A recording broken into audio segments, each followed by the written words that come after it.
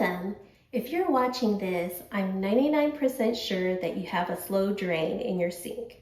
Today, I'm going to show you how easy it is to unclog a drain, a slow drain, in your bathroom sink. It's like I have a little helper today.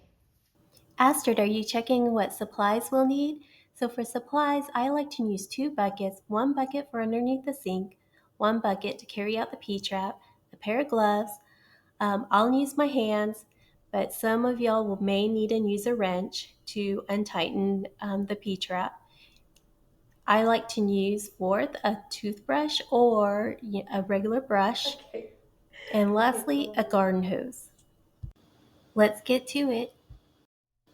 First, place a small bucket underneath the sink, right beneath the curved pipe called the P-trap.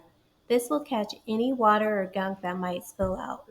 Next, use your hands or a wrench to gently loosen the slip nuts on either end of the P-trap. Turn them counterclockwise. Once they're loose, carefully remove the trap.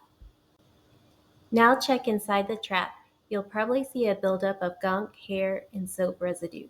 Use a brush or a gloved finger to clean it all out. Several builders I know recommend preventive maintenance, which is cleaning your P-trap annually. Don't wait 5 years like I did, or you'll be scooping out a nasty mess. Now rinse your P-trap with the garden hose. Now here's the deal. Avoid using chemical drain cleaners, especially if you're on a septic system. They can kill the good bacteria that keeps your tank healthy, and that leads to a whole different mess you don't want. Once your P-trap is clean, reattach the trap by tightening the slip nuts back in place. Make sure everything is snug, but don't over-tighten.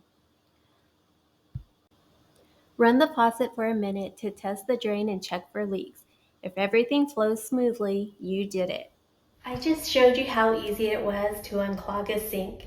If I can do it, so can you. Thanks for watching.